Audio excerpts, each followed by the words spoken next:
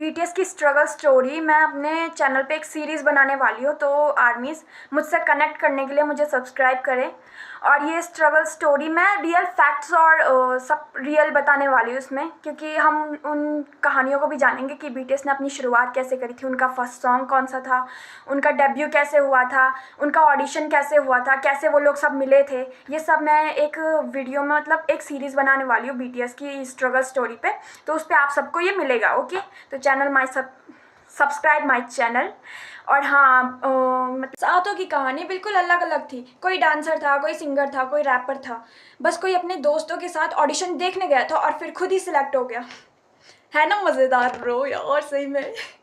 तो हाँ, मैं वी की बात कर रही हूँ। वी तो मैं दोस्त के साथ गया था। वी का ऑडिशन स्टोरी सच में काफ़ी इंटरेस्टिंग है, सही में।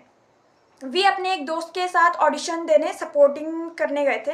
मतलब उनका प्लान था मैं दोस्त के साथ जाता हूँ बस, लेकिन वहाँ पे जाकर उनसे पूछा गया कि वो ऑडिशन भी देना चाहेंगे क्या, और वी ने ऑडिशन दे दिया। और फिर जिस लड़के ने सिर्फ अपने दोस्त के साथ देने के लिए वहाँ पे कदम रखा था, लेकिन वही खुद बिगेट का ट्रेनी बन गया। वी ने बाद में इस कहानी के बारे में खुद भी बात की है कि मतलब, तो कभी कभी ज़िंदगी ऐसे सच में ही होती है और किसी और का सपोर्ट करने जाते हो और किस्मत बोलती हो भाई आज तुम्हारा भी काम है। अब आते हैं शुगा पर। शुगा की कहानी थोड़ी अलग है। उन्हें म्यूज़िक और खासकर हिप हॉप में बहुत इंटरेस्ट था। वो रैप और म्यूज़िक प्रोडक्शन से जुड़े हुए थे। उनका सपना सिर्फ स्टेज पर खड़े होकर आइडल बनने का नहीं था, वो म्यूज़िक बनाना चाहते थे। और इसी वजह से उनका म्यूज़िकल बैकग्राउंड बीटीएस की शुरुआती आइडेंटिटी में काफ़ी इंपॉर्टेंट रहा। बीटीएस के डेब्यूट एल्बम में भी मेंबर्स की सॉन्ग राइटिंग और म्यूजिक क्रिएशन में भागीदारी थी। ऑफिशियल बिगिट डिस्क्रिप्शन साफ बताती है कि डेब्यूट एल्बम के सभी ट्रैक्स में मेंबर्स ने लिरिक्स और म्यूजिक बनाने में हिस्सा लिया था बिगिट म्यूजिक का। यानी शुरुआत से ही बीटीएस की एक खास बात थी, ये लड़के सिर्फ गाना नहीं गा रहे थे, ये अपनी बात भी कहना चाहते थे। फिर आए जेहोप स्ट्रॉन्गेस्ट पॉइंट था डांस, लेकिन बीटीएस में आने के बाद उन्हें सिर्फ डांस तक खुद को लिमिटेड नहीं रखा। उन्होंने रैप और म्यूजिक भी अपनी जगह पे बनाई, और यही चीज़ आगे चलकर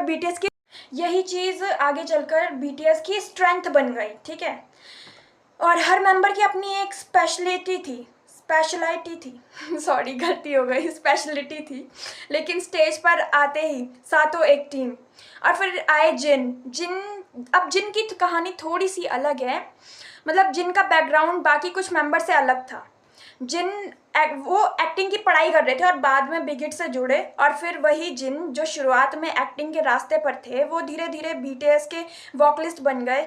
और आज हम जिन को जानते हैं, world wide handsome guys, you know.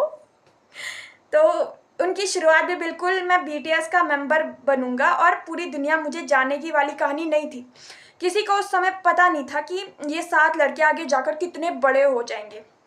मतलब अब जिमिन की पहचान मतलब डांस से बहुत ज़्यादा स्ट्रांगली थी, जुड़ी हुई थी। वो बुशान से आए थे और डांस में ट्रेनी थे। बिगिट में ट्रेनी बनने के बाद उन्होंने एक वोकल ट्रेनिंग भी की थी। और यहाँ वो एक इंटरेस्टिंग बात है, जिमिन बीटीएस के डेब्यूट लाइनअप में आने वाले आखिरी बीटीएस मेंबर्स में से एक थे। मतलब टीम बन रही थी, अभी तो मेंबर्स बदल रहे थे, ट्रेनिंग चल रही थी, और आखिरकार ये 7 लोग फाइनल लाइनअप में आए। और अब हमारे सबसे छोटे जंगकुक अब आते हैं गोल्डन मांगने। John Jungkook. तो जंगकुक बहुत कम उम्र में ऑडिशन और एजेंसीज के अटेंशन में आए थे। उन्होंने कई कंपनीज को कंसाइडर किया और आखिरकार बिगिट को चुना। फिर भी ट्रेनिंग शुरू की। सोचो, एक तरफ इतने छोटे जंगकुक और दूसरी तरफ बाकी मेंबर्स अपने अपने स्किल डेवलप कर रहे थे, लेकिन धीरे धीरे ये सातों एक टीम बन गए। और अब बन चुकी थी बीटीएस की टीम, RM, Jin, Suga, J Hope, Jimin, V, Jungkook की 7 लड़के। लेकिन अभी भी एक बहुत बड़ी प्रॉब्लम थी उनके पास, कि फेम नहीं था उनके पास। ठीक है, आज बीटीएस का नाम सुनकर हमें स्टेडियम और हज़ारों लाखों फैंस याद आते हैं, लेकिन तब उन्हें खुद को लोगों को साबित करना था।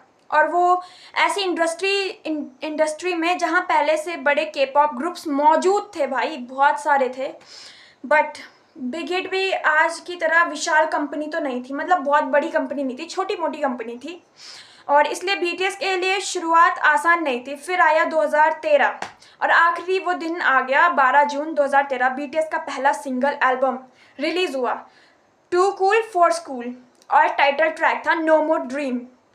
अब यहाँ एक यहाँ पे एक बहुत इंटरेस्टिंग है एक बात। बीटीएस ने शुरुआत में कोई भी बहुत सेफ या सिंपल मैसेज नहीं चुना। उन्होंने टीनेजर से सीधा सवाल किया, तुम्हारा सपना क्या है? ठीक है, मतलब वो लोग अपना एक म्यूज़िक बना रहे थे, ऐसा म्यूज़िक बना रहे थे कि जिसमें मतलब यूथ्स की प्रॉब्लम्स हो, तो इसलिए वो ज़्यादा फेमस हुए हैं क्योंकि उन्होंने यूथ्स की प्रॉब्लम उठाई थी। ठीक है, तो बिग हिट की ऑफिशियल डिस्क्रिप्शन के अनुसार डेब्यूट एल्बम में बीटीएस ने हिप हॉप के ज़रिए अपनी एक्सपीरियंस और इमोशन को एक्सप्रेस किया, और मेंबर्स ने एल्बम के सभी ट्रैक्स की लिरिक्स और म्यूज़िक क्रिएशन में हिस्सा लिया था। मतलब डेब्यूट से ही उनका मैसेज था, अपनी ज़िंदगी का फैसला खुद लिया करो। लेकिन डेब्यूट के बाद क्या हुआ? क्या अगले दिन बीटीएस सुपरस्टार बन गए? नहीं, यही से असली मेहनत शुरू हुई थी। एक नया ग्रुप था, नई पहचान थी, लोगों को उन्होंने नोटिस करना शुरू किया, और लोगों ने उनको नोटिस करना था, और बीटीएस लगातार परफॉर्मेंस, प्रमोशन और नए म्यूज़िक के ज़रिए अपना नाम बनाने लगे थे। अभी भी उनकी वो चल रही थी, मतलब स्ट्रगल चल रही थी बहुत ज़्यादा। फिर सितंबर 2013 में आया उनका एक मिनी एल्बम, और टाइटल ट्रैक था नो। इस बार बीटीएस ने एजुकेशन, प्रेशर और टीनेजर्स पर पड़ने वाले सोशल प्रेशर को जैसी बातों को सामने रखा था। ऑफिशियल बिग हिट डिस्क्रिप्शन के मुताबिक एल्बम का मैसेज था कि बहुत देर होने से पहले अपनी हैप्पीनेस और अपनी ज़िंदगी खुद खोजो, मतलब दूसरों पर डिपेंडेंट मत रहो, तुम खुद कर सकते हो, मतलब ये था उनका, है ना। यानी बीटीएस बार बार एक ही बात कह रहे थे, अपनी ज़िंदगी सिर्फ इसलिए मत जियो क्योंकि दुनिया तुम्हें कह रही है, और शायद यही वजह थी धीरे धीरे यंग लिसनर्स उनसे कनेक्ट करने लगे थे। बीटीएस 2014, बीटीएस रुकने वाले नहीं थे। अब बीटीएस ने एक बड़ा स्टेप लिया, स्कूल लव अफेयर। इस एल्बम ने उनकी सॉरी अब ध्यान से सुनना, क्योंकि यहीं से बीटीएस की कहानी का एक बड़ा टर्निंग पॉइंट शुरू हुआ था। मतलब 2013 डेब्यूट, 2014 लगातार म्यूजिक और ग्रोथ, लेकिन 2015 में ऐसा कुछ हुआ जिसने मेंबर्स और फैन के दोनों के लिए एक बड़ा मूवमेंट बना दिया था। एल्बम आया the most beautiful movement in life part 1, okay. और टाइटल ट्रैक था आई नीड यू गर्ल, ये मेरा फेवरेट सॉन्ग भी है बाय द वे। अब बीटीएस का म्यूज़िक यूथ के एक नए फेज की तरफ जा रहा था। ड्रीम्स तो थे, लेकिन अब कन्फ्यूजन भी था, खुशी थी लेकिन अनसिक्योरिटी भी थी। और इसी एरा में बीटीएस की पॉपुलैरिटी तेज़ी से बढ़ने लगी थी। फिर आया 5 मई 2015, ठीक है, और उस दिन बीटीएस ने अपना पहला म्यूज़िक शो नंबर 1 हासिल किया। हाँ, पहली जीत जिस ग्रुप ने 2013 में डेब्यूट किया था, जिसे अपना नाम बनाने के लिए लगातार मेहनत करनी पड़ी, उस ग्रुप के मेंबर्स आखिरकार पहली बार म्यूज़िक शो ट्रॉफी लेकर खड़े थे, साथों सामने, हाथ में ट्रॉफी और सामने उनके फैंस। शायद उस समय किसी ने ये सोचा नहीं होगा कि आगे चलकर ग्रुप दुनिया के सबसे बड़े आर्टिस्ट में गिना जाएगा, लेकिन एक बात साफ थी, बीटीएस अब रुकने वाले तो बिल्कुल भी नहीं थे। और यहीं से पार्ट 1 खत्म नहीं, बल्कि असली कहानी शुरू होती है, क्योंकि 2013 में बीटीएस ने सिर्फ डेब्यूट नहीं किया था, लेकिन 2015 में उन्होंने पहली बार साबित किया ये सफ़र सच में आगे जा सकता है। और फिर आने वाला था विंग्स, एक ऐसा एरा जिसने बीटीएस की कहानी को और बड़ा कर दिया, और उसके बाद इंटरनेशनल अटेंशन, बड़े अवार्ड्स, और फिर वो दौर आया जब दुनिया ने पहली बार सीरियसली पूछना शुरू किया, ये आखिर बीटीएस है कौन? लेकिन उस सवाल का जवाब हमें अगले पार्ट में मिलेगा, क्योंकि 7 लड़कों की कहानी अभी बस शुरू हुई है। अब ध्यान से सुनना, क्योंकि यहीं से बीटीएस की कहानी का एक बड़ा टर्निंग पॉइंट शुरू हुआ था। मतलब 2013 डेब्यूट, 2014 लगातार म्यूजिक और ग्रोथ, लेकिन 2015 में ऐसा कुछ हुआ जिसने मेंबर्स और फैन के दोनों के लिए एक बड़ा मूवमेंट बना दिया था।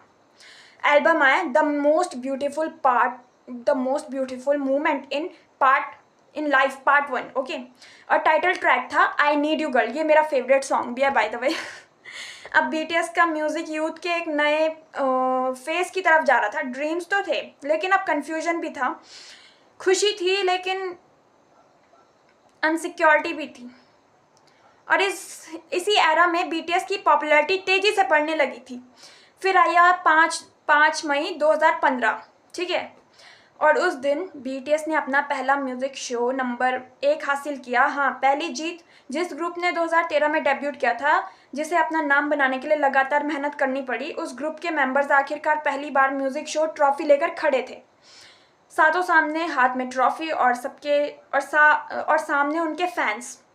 शायद उस समय किसी ने ये सोचा नहीं होगा कि आगे चलकर ग्रुप दुनिया के सबसे बड़े आर्टिस्ट में गिना जाएगा, लेकिन एक बात साफ थी, बीटीएस अब रुकने वाले तो बिल्कुल भी नहीं थे।